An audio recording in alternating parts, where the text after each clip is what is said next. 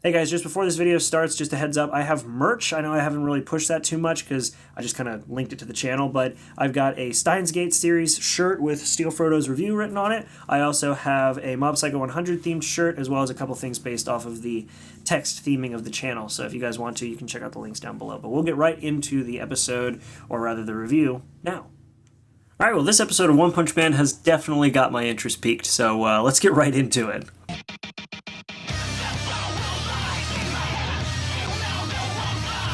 So I had said last episode that I really did like how they were giving Garo a lot more of a character as a human and as a monster in a way. Like, we kind of get to see a lot more of him as a human, whereas his fighting style makes him seem more like a monster. And they really kind of hit the nail on the head at the beginning of this episode by showing us Garo as a kid watching these Justice Man cartoons, and he was rooting for the monsters. He was saying how the monsters always lose, but he wanted to see the monsters win, and it was just really cool to see because they're characterizing the villain way more than they did previously. Like, you get, this feeling of he wants the monsters to be the ones who succeed. They have ambitions too. Like, he relates with them, which is really cool. And that to a different level, but it still makes him somewhat relatable. Obviously not everybody wants to be a monster, but when it comes to ambitions, certain ambitions don't really, for most people, seem like something that somebody would want to do, but there are a few people who do want to follow those ambitions, and Garo is a perfect example of that. It just so happens that his ambitions are very evil. But they come from a passion that is actually really cool and something that makes him a much more, not sympathetic, but relatable character, even though he's the villain. But of course, right after that, we see where he was kind of left after Saitama took him out in one hit, just kind of dragged off to the side and left with the trash, and he didn't really remember much of the night before. It's funny, I thought that would make him sort of want to become stronger, like even stronger, but it seems as though he just doesn't remember, which kind of sucks, because I guess that means that he's just going to keep going about his regular routine, which he does. We actually see a point in this episode where he's hunting heroes, as the episode has pretty much very well established, and he's said it himself. Many people have said it in the show. And we actually see him crossing off heroes in a shed. He's got like a wall of them, and one of the ones he was going after, well, one of his main goals, it looks like, is King. We see a picture of King, and Garo obviously has a very, very, very, like, angry, focused face on that, so King's definitely on the chopping block. It's also revealed in this episode that Garo is actually going after not just heroes, but the Hero Association, and as a result, the Hero Association wants to give every member who isn't a hero a bodyguard, using heroes as bodyguards for Association higher-ups, and they kind of figured this because Garo beat the snot out of the one scumbag dude from the last episode. So, yeah, it's kind of cool, and it could have very quickly become a bad thing for King, but when King was asked to be a bodyguard, he declined because he was in the middle of a battle himself when he was really just playing a video game. So Metal Bat was the one who decided to be the bodyguard for these really, again, not great Hero Association members. And the way they play these Hero Association members is pretty on the nose for sort of corporate commentary. They are very elitist. They don't understand common culture. They have their own high standards. The sushi place, you keep the plates in order to keep a tab on how much you've eaten, but they keep trying to put it back, and Metal Bat's just like, you put another plate down, I'm gonna kill you. Which is cool, because even though Metal Bat's a pretty big hero, he's still very human. He's still very common, almost like a blue-collar hero, which I kind of like. And man, does he earn his keep this episode. Like, we saw some pretty cool moments last season where he was fighting the clay monster thing that kept forming back around the crystal, but man, he earned his keep this episode. He is a badass hero, and, well, let's just talk about that now. So in this episode, after we're introduced to Metal Bat, and we see that he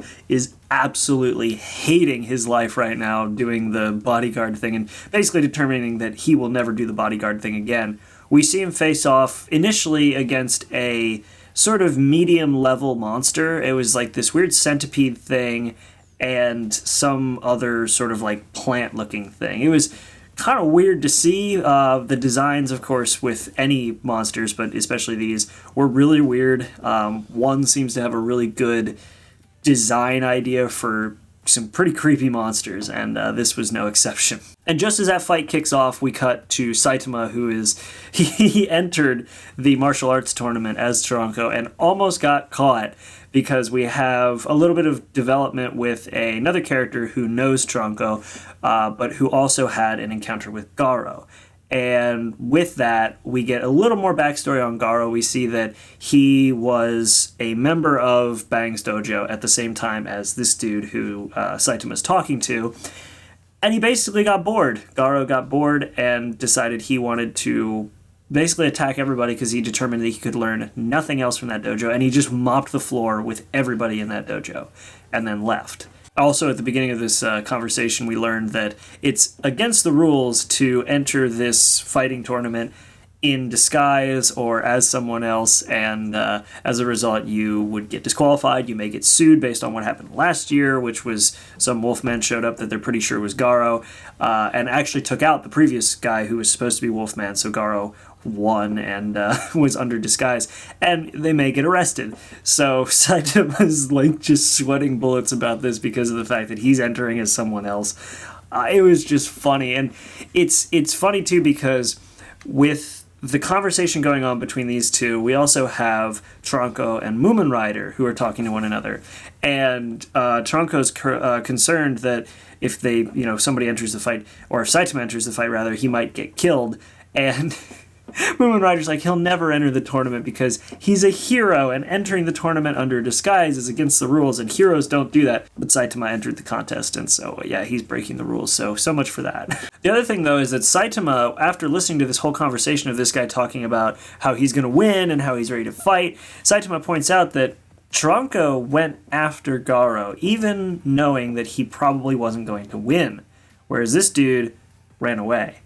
And that really pissed this guy off, and he is just like, you better have the muscle and the fighting ability to, back those words up. And I think Saitama either intentionally or unintentionally painted a target on his back, though I think that it's really not going to matter either way. Even with the fight, and even with the excitement of battle that this guy has, Saitama, at the very end of the conversation when he said this is going to be a good fight, Saitama even says, he's like, I have no idea what a good fight is anymore, because he's just so strong. He's bored by fighting, and that's, of course, the main thing with Saitama, is that he's just bored of fighting because nobody can challenge his incredible power. So I'm hoping it turns out that there are some good fights, but I'm fairly certain that this tournament's basically just going to be a joke to fill time. And I don't know, maybe it'll be a bit more than that, but I feel like it's just going to be a joke while we see other heroes fighting and being taken out by Garo. But that was really all we saw of the tournament, was basically just Saitama talking with this guy and some lead up to how it's going to work. It's a seeded tournament, so Saitama's just going to work his way through the seed. Speaking of seed, the next villains, when we cut back to Metal Bat, are Senti Senpai, which doesn't have a seed joke on it, he's just a centipede monster thing, and La Freshidon, which is like this weird vile plume looking thing that's not a Pokemon. It's weird. It got some sleeping thing or whatever, and it knocked out the two people who Metal Bat was supposed to be fighting, and then gave Metal Bat quite a run for his money. And this is where I was kind of like concerned and not sure how he was going to fight these guys. And then he got pumped up. He just said, when I get pumped up, I can basically handle anything, and destroyed these guys, like just ripped them to pieces, literally cracked the shell of the centipede thing, and took both of the monsters out in one shot. Oh, and actually, before we move on, before he defeated these guys, we actually see quite a good example of the animation in this show. It's, yes, different. It's 3D. It's not 2D. But it's a masked 3D where it looks 2D enough that it's pretty good. I didn't really have any complaints about it because it didn't get in the way. I actually only really noticed it once I went back and sort of watched over it again, because when you look through things multiple times, of course, you're going to notice it. But the first time I watched it, I was like, wow, that's pretty good 2D. Oh, wait, maybe that's 3D? I'm not sure. And then I just watched the rest of the fight because it just looked normal. It fit in. So, people complain about the animation. I don't think the animation's bad. In fact, a lot of people have not really been complaining about the animation. after the first few episodes, and I'm pretty much in the same boat. I've been impressed so far, and I don't know if they cut corners on this because I haven't read past where I previously read in the manga. I'm not up to this part at all, so if they're cutting corners or skipping things, I don't know. I'm sorry. But yeah, it was pretty cool looking, and the fight looked awesome, and the way that Metal Bat defeated them was so cool.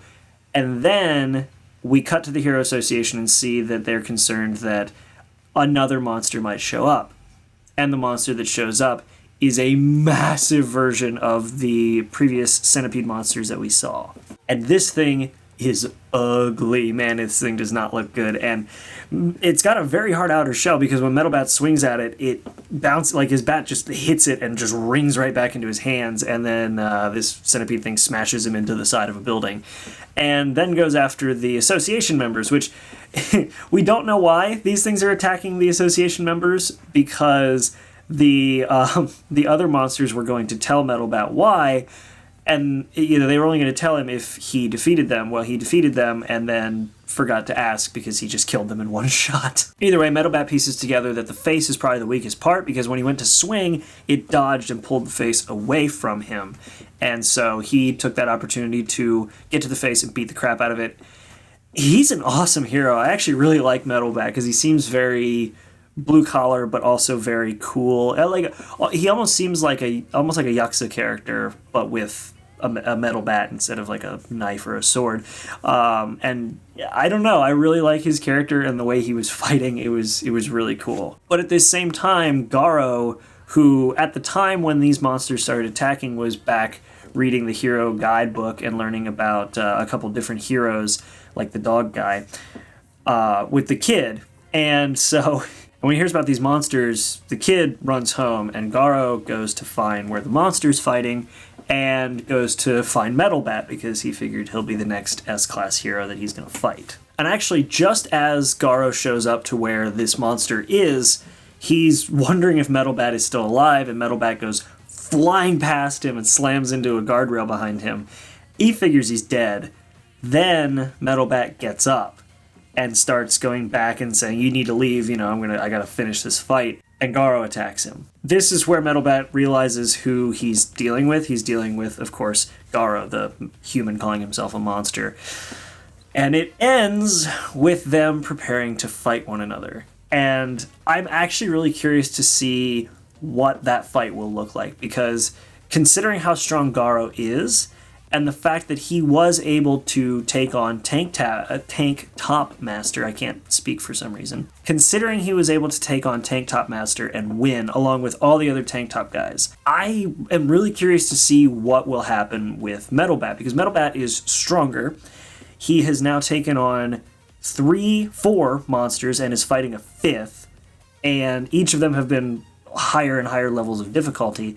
So he's pumped up and ready to fight, but he's also been beaten up pretty badly. So I don't exactly know how he's gonna hold up against Garo. But yeah, the episode ends with that, and we have sort of an ending button where we see the dude with the star buttons from the opening. We see him, and also the centipede. We actually see a hint of the centipede in the opening, I believe under the text for Dragon Threat, which is pretty cool. Either Dragon or Demon Threat. I think it's Dragon Threat. But, yeah, so we get the character from the opening who looked like he was in the martial arts tournament, or at least can do one hell of a good standing split. We see him, and then we see like a cut of like the tournament, and then it's over. But either way, this episode was really good, and it made me really excited for the next episode, because I'm really curious to see who this guy is that we see at the end. I'm really excited to see how the fight is going to go between Garo and Metal Bat. And I love the fact that they both characterized Garo even more in this episode by showing his initial obsession and excitement over monsters, and the way that he sympathized with the monsters because he sees that they train hard, they have ambitions, they work hard, and they always lose because the more popular heroes are the ones who have to win. Like, I like that characterization of Garo because it makes him feel, again, more human despite his want to be a monster. And I also love the fact that they basically build up the entire reputation and character of Metal Bat in one episode, because we get a little bit of an introduction last season, but this episode really kind of solidified him as probably one of my top favorite characters in this show, just from the way we see him, the way he hates what he was doing by being a bodyguard, because he's very down to earth, and having to watch over these spoiled rich guys is just, it makes him a lot more relatable. And his fighting style and just his fighting ability in general is awesome. But anyway, guys, that's been my review of this episode 4 of One Punch Man Season 2. Hope you guys liked it. If you did, head on down. You can hit the like button. If you loved it, you can hit the subscribe button. If you guys want to check out some merch, I'm not wearing any of my merch right now, but I do sell merch. You can check out the link in the description, or you can check out the little banner below that actually has some of my t-shirts linked to it. Leave a comment letting me know what you guys think. Did I miss anything? Is there something that should have happened in this episode that didn't, or something that maybe the manga did that I didn't see? I'm in anime only past, oh gosh, the beginning of this season. I'm an anime only. So let me know if there was anything I missed. And otherwise, guys, like, subscribe, and I'll see you on the next video. Make sure to be there, and have a good one.